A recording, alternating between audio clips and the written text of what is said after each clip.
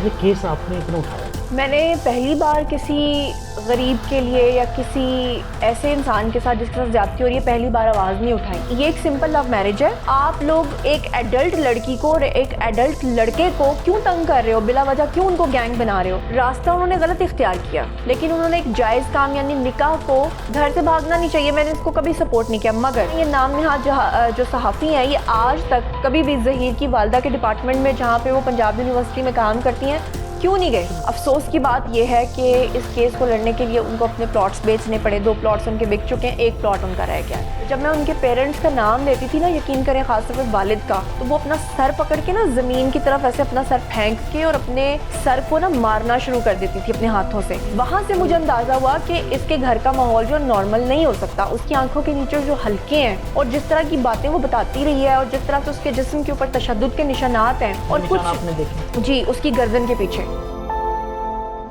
जी अस्सलाम वालेकुम, मैं हूं आपका मेज़बान इमरान जलील और आप देख रहे हैं मेरा यूट्यूब और फेसबुक चैनल। मैं आज एक ऐसा इंटरव्यू करने जा रहा हूं जो इस वक्त सोशल मीडिया पे हर कोई सुनना चाह रहा है। सोशल मीडिया पे आप जब एक मशहूर होते हैं या सोशल मीडिया पे आप किसी भी इशू को लेके चलते हैं तो आपके दोस्तों के साथ साथ दुश्मन भी बन जाते हैं।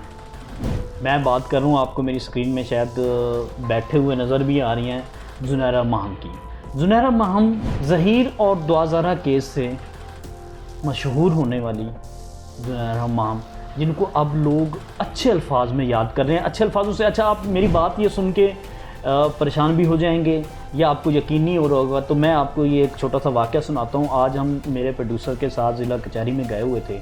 वहाँ पे हम बैठे हैं एक चाय की टेबल पे, तो एक दोस्त आके पूछते हैं, भाई आप यूट्यूबर हैं या आप सहाफ़ी हैं? तो मैंने उनको कहा जी मैं सहाफ़ी हूँ। तो वो कहने लगे जी आप ज़ुनैरा माहम को जानते हैं? तो पहले तो मैं घबरा गया कि मैं नहीं जानता, या मैं खामोश हो गया कि मैं उससे पूछूं कि ये कहता क्या है। तो उन्होंने ना पॉजिटिव रिमार्क्स दिए, मुझे खुशी हुई। इस हवाले से ये बात मैं ज़ुनैरा से भी करूँगा। उनसे पूछते हैं कि ये जो दुआ और ज़हीर के केस में आपको मुश्किलात आ रही हैं, और एक सहाफ़ी जो अपने आप को सहाफ़त का चैम्पियन कहता है, मैं उसका नाम भी ज़रूर लूँगा। आपको याद होगा 14 अगस्त, और आपको याद होगा जिन 2 सहाफ़ियों ने बयान बनाया था और वो किस तरह से जलील हुए थे। आजकल उनका टारगेट क्या है, वो किसको टारगेट कर रहे हैं, ये सब कुछ इस वीडियो में डिस्कस होगा। अस्सलाम वालेकुम। वालेकुम अस्सलाम, कैसे हैं आप? अल्हम्दुलिल्लाह, आप कैसे हैं? मैं ठीक हूँ। ये केस आपने क्यों उठाया? मैंने पहली बार किसी गरीब के लिए या किसी ऐसे इंसान के साथ जिसके साथ ज्यादती हो रही है पहली बार आवाज़ नहीं उठाई। मैं हमेशा से आवाज़ उठाती आई हूँ। 2 साल से मैं यूट्यूबिंग कर रही हूँ। इससे पहले तो मैं मेन स्ट्रीम मीडिया के साथ भी काम कर रही थी और अभी भी मैं ड्रामाज़ में काम कर रही हूँ। लेकिन आपने देखा होगा कि नूर मुकद्दम का जब केस आया उस पर भी सबसे पहले मैंने आवाज़ उठाई थी। आपको याद होगा मेरा जिस्म मेरी मर्ज़ी पे आज से 2 साल पहले जब मारवी सरमद और खलीलुर रहमान कमर का झगड़ा हुआ, मैं उस वक्त भी वायरल हुई और रातों रात मेरा वीडियो मेरे आप मारवी सरमद के साथ थी या खलीलुर रहमान? मैं खलीलुर रहमान कमर साहब के साथ थी। और रातों रात मेरा जो वीडियो है, अगर अब भी कोई देखना चाहे तो मेरा जिस्म मेरी मर्जी बाय ज़ुनैरा माहम लिखें यूट्यूब पे आ जाएगा। एक रात में वो वीडियो लाखों में चला गया, मिलियन क्रॉस कर गया। और सुबह जब मैं सो के उठी तो मुझे अंदाज़ा हुआ कि पूरी कौम ने मुझे उठा के सर पे बिठाया हुआ था कि जी ये हमारी कौम की बेटी है। मैंने ज़िंदगी में कभी कोई ऐसा काम नहीं किया कि जिसकी वजह से मेरी फैमिली को या किसी को भी शर्मिंदगी का सामना करना पड़े। वो तो हम लोग जानते हैं, पिछले 11 साल से मैं भी सहाफ़त से मैं जिन सहाफ़ियों से बात होती है या जो लोग आपको जानते हैं तो वो बिल्कुल अच्छे अल्फाज में याद करते हैं। मोटरवे पे जो आविद मली वाला वाक़या पेश आया था जिसमें खातून के साथ उन्होंने गाड़ी के शीशे तोड़ के ये सब कुछ किया था, वो केस भी मैंने रिपोर्ट किया था। इस्लामाबाद के अंदर आपको याद होगा उस्मान मिर्ज़ा जो नाम का एक शख्स था जिसने जो पूरा गैंग था जिन्होंने होटल में जिन्होंने एक खातून के साथ बहुत गंदे वीडियोस बनाए थे। मैंने उस खातून के हक में भी आवाज़ उठाई थी। मैंने हर एक मतलब आप जहाँ पे जुल्म देखते हैं, जहाँ जुल्म में देखती हूँ, हाँ, फर्क सिर्फ इतना है कि इस वाले केस में जब मैंने जाकर पहले सारे यूट्यूबर्स को जितने भी नाम नहाद जाली सहाफ़ी थे, मैंने उन सबको पहले वार्न किया कि भाई ये एक सिंपल लव मैरिज है। आप लोग एक एडल्ट लड़की को और एक एडल्ट लड़के को क्यों तंग कर रहे हो, बिला वजह क्यों उनको गैंग बना रहे हो। नहीं, जो लोग ये कहते थे कि ये गैंग है, जो लोग ये अब भी समझते हैं कि कुछ लोग इस एजेंडे पे हैं कि वो अपने माली मफाद के लिए काम कर रहे थे, आपने बेसिकली उनको समझाना था कि ये सिंपल एक लव मैरिज है।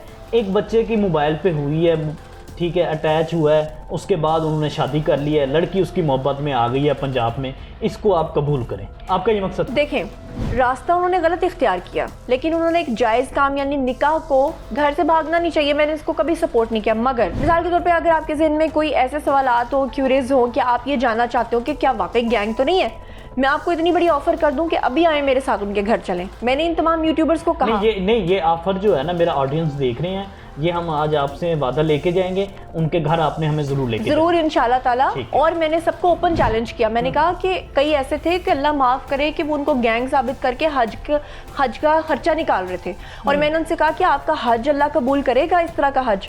मैंने उनको कहा कि अगर आपको कोई इन्फॉर्मेशन चाहिए मुझे बताएं, मैं आपको एक सेकंड में आपकी बात काट रही हूँ। मैंने उनसे कहा मैं आपको डायरेक्ट हर चीज़ बताती हूँ, आपको सबूत चाहिए सबूत देती हूँ, आप मुझे बताएंगे नाम नेहाद जो सहाफ़ी हैं, ये आज तक कभी भी ज़हीर की वालदा के डिपार्टमेंट में जहाँ पे वो पंजाब यूनिवर्सिटी में काम करती हैं क्यों नहीं गए? तो मेरा एक सवाल है फिर जी, ज़हीर की वालदा जो है, जो मीडिया पे हमने देखा है, आपके चैनल से ही मैंने देखा था और बहुत से सोशल मीडिया पे भी, वो खातून बेवा है जी। बेवा खातून गैंग चला सकती है?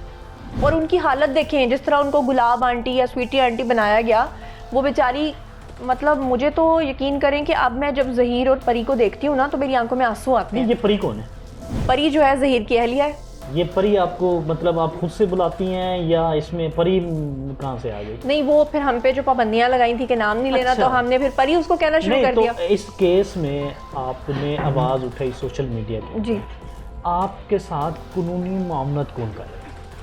कानूनी मुआवनत में इस केस के हवाले से केस। जाफरी साहब है, और जाफरी साहब ने भी बहुत ज़्यादा क्या नाम है इसमें, उनका? अली जाफरी पूरा नाम है जी, एडवोकेट अली हसन जाफरी साहब। अली हसन जाफरी साहब जो हैं वो फी सबीलिल्लाह, अल्लाह की रज़ा की खातिर इसमें शामिल हुए हैं। लेकिन मैं आपको ये बता दूं, किसके? सिर्फ ज़हीर और इसकी दुआ के केस में? जी, ज़हीर और दुआ के केस में जो मेरे केसेस वो कर रहे हैं उसके लिए मैं उनको पे कर रही हूँ। नहीं, आपके केसेस पे तो बाद में बात करेंगे। मेरे पास एक उड़ती खबर आई है कि 14 अगस्त पे जब लास्ट टाइम में एक छोटे सहाफ़ी, बड़े सहाफ़ी अपने आप को समझते हैं, उन्होंने एक बहन बनाई, उनके सर पे हाथ रखा, वो बहन कैसे निकली, वो भाई क्या थे, उसकी मैं बात करूँगा। अभी मुझे सिर्फ ये बता दें आप, जो दुआ ज़हीर और दुआ ज़ारा है, आप ये समझती हैं ये लव मैरिज, इसके लिए आवाज़ उठानी चाहिए थी, इनका साथ देना चाहिए? बिल्कुल, बगैर लालच के? बिना लालच के। नहीं, एक लालच तो है ना। क्या? यूट्यूब पे लोग आपको सुन रहे हैं, YouTube जो पे आपके सुनते हैं ऑडियंस है, मैं अपने ऑडियंस को बताना चाहता हूँ, आप लोग सुनते हैं तो वो यूट्यूब भाई पैसे देता है, जिससे पैसे आते हैं और वो हम मानते हैं। एक सेकंड, आपको आ रहे हैं वो पैसे? एक सेकंड, मैं इसका आपको जवाब देना चाहती हूँ। हाँ।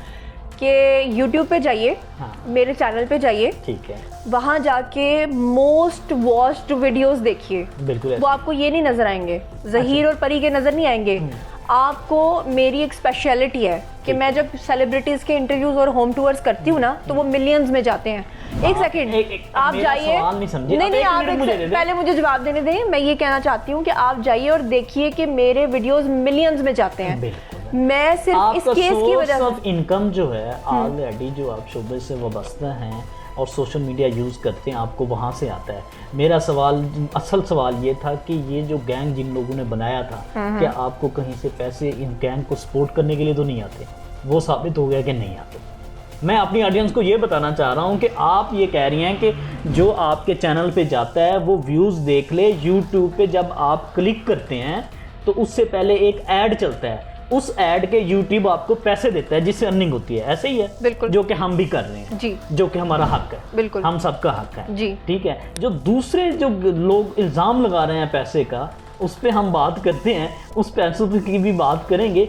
ज़हीर के पास क्या इतना पैसा था कि वो आपको दे दे और आप आगे वकील को भी दे दें? यही मैं हैरान हूँ कि एक ऐसी फैमिली जो सफ़ेद पोश थी, पंजाब यूनिवर्सिटी के वो मुलाजमीन थे, और जैसा कि आप जानते हैं कि उन तीनों भाइयों के नाम पे 5-5 मरले के प्लॉट्स थे बहरिया में। आप तो सहाफ़ी हैं, आपने तो अपने तौर पे भी चीज़ों को ज़रूर क्रॉस चेक किया होगा, और हमारे बहुत सारे साथियों ने वहाँ जाके उनके प्लॉट के ऊपर जो उन्होंने बेचे हैं वहाँ जाके वेरिफिकेशन भी किया, वीडियोज़ भी बनाए हैं, ऑन रिकॉर्ड यूट्यूब पर मौजूद हैं वीडियोज़। अब अफसोस की बात यह है कि इस केस को लड़ने के लिए उनको अपने प्लॉट्स बेचने पड़े। 2 प्लॉट्स उनके बिक चुके हैं, 1 प्लॉट उनका रह गया है।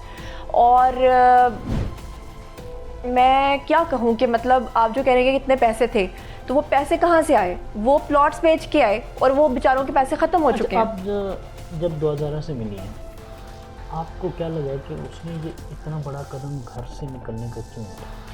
जब मैं उसको मिली ना पहली आप दफ़ा, खुद एक औरत हैं, हाँ बिल्कुल, ठीक है, आप इस चीज़ को उठाते हो, औरत एक बार ज़रूर सोचती है कि मेरा फ्यूचर क्या होगा, मेरी फैमिली का क्या होगा। वो उस बच्ची ने ज़रूर सोचा होगा, लेकिन कुछ ऐसी वजह जो आप समझती हैं कि उसने ये कदम उठाया, क्या हो सकता है? देखिए एक बात याद रखिएगा, जो पेरेंट्स अपने बच्चों को बहुत ज़्यादा एतमाद देते हैं और उनसे प्यार करते हैं और उन पर ट्रस्ट करते हैं, उनके बच्चे कभी इस तरह के काम नहीं करते। आपके सामने मैं एग्जांपल बैठी हूँ, हम 3 बहनें हैं, तीनों की अरेंज मैरिज है और हमारे ख़ानदान में कभी किसी ने लव मैरिज नहीं की। मैं मीडिया से हूँ, उसके बावजूद हमने कभी लव मैरिज का सोचा भी नहीं था। अरेंज मैरिज अपने पेरेंट्स की मर्ज़ी से की, क्योंकि हमारे पेरेंट्स ने हमेशा, एक मिनट, मैं वही बताने लगी हूँ कि उस पे मैं वही आपको बताने लगी हूँ कि जब मैं उससे पहली बार मिली परी से, तो मेरे ज़हन में ये सवाल था कि उसने शायद अपनी कम एज की वजह से। मैं नाज़रीन आपको ये बताता चलूँ, ये जो बार बार जुनैरा परी कह रही हैं, इनके खिलाफ जो है ना, इनको बाकायदा कोर्ट से ये कुछ लोग थे जिनमें इनके वकील अली जाफरी थे और जुनैरा थी और कुछ और लोग भी हैं जिनके ऊपर नोटिस आए हैं कि आपने इनका नाम नहीं लेना, ठीक है, उनके केसेस चल रहे हैं आपके, जिसकी सबको वजह पता है, से मेरे व्यूवर्स को पता है कि हम हाँ, उसको परी बुलाते हैं। परी वो नाम ले रही हैं, तो आप भी समझ जाए परी जो है ना वो दुआ जा रही है। तो मैं यही कह रही हूँ कि जब मैं पहली बार उससे मिली थी ना, तो उसके मुंह से जो मैंने अल्फाज सुने अपने वालिदैन को लेके, वो बहुत ज़्यादा नफरत वाले थे। आप बोल सकते हैं, क्योंकि मेरा ऑडियंस सुने, जो वालिदैन अपनी बच्चियों पर सख्ती करते हैं वो थोड़ा सा सबक सीखें। देखिए हर माँ बाप सख्ती करते हैं, करनी भी चाहिए बच्चों को सिखाने के, लेकिन जब आप कहते हैं ना excess of everything is bad, किसी भी चीज़ की ज़्यादती या किसी भी चीज़ की कमी जो है ना, वो चीज़ों में तवाज़ुन नहीं रखती, वो तवाज़ुन को ख़राब करती है। जब मैं उनके पेरेंट्स का नाम लेती थी ना, यकीन करें ख़ासतौर पे वालिद का, तो वो अपना सर पकड़ के ना ज़मीन की तरफ ऐसे अपना सर फेंक के और अपने सर को ना मारना शुरू कर देती थी अपने हाथों से। वहाँ से मुझे अंदाज़ा हुआ कि इसके घर का माहौल जो नॉर्मल नहीं हो सकता। उसकी आंखों के नीचे जो हल्के हैं और जिस तरह की बातें वो बताती रही है और जिस तरह से उसके जिस्म के ऊपर तशद्दुद के निशानात हैं, और कुछ आपने देखे जी उसकी गर्दन के पीछे